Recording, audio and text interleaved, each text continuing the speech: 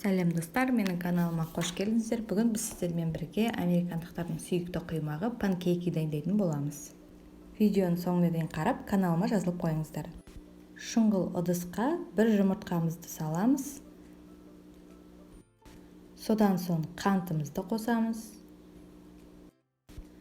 Венчиктің көмегімен жақсылап екеуін араластырып аламыз. Ингредиенттердің толық мөлшерін описание бөлігінде көрсетемін.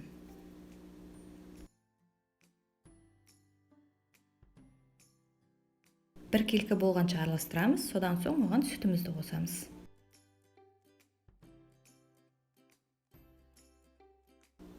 Тағы да жақсылап араластырып шығамыз.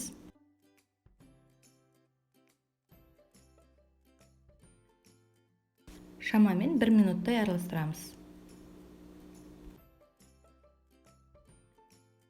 Енді қопсытқышымызды ұнымызға қосып, електен өткізіп, сұйық массамызға қосатын боламыз. Ұнымыз жиршіктеліп қалмас үшін аз ғана бөлігін салып, жақсылап араластырып аламын. Осылайша 3 бөліп саламын.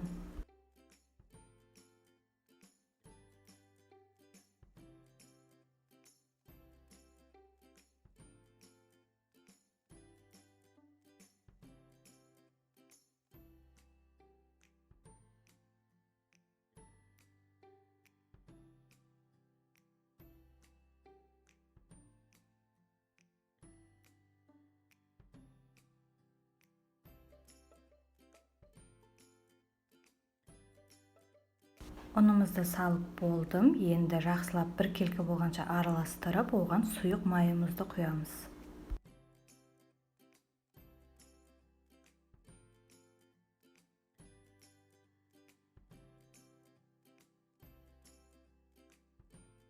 Жақсылап араластырып аламыз.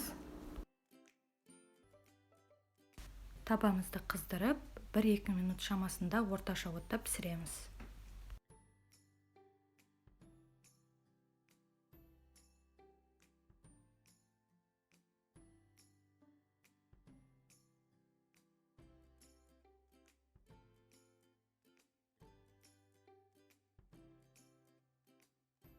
Панкейкиларымызда майда-майда тесіктер пайда болған кезде, сол кезде екінші бетіне аударамыз. Екінші бетін шамамен 30 секунд немесе 1 минут аралығында пісіреміз. Достар, біздің панкейкиміз дайын. Видеоны соңына дейін көргендеріңіз үшін рахмет. Видео ұнаса, лайкпен қолдап қойыңыздар.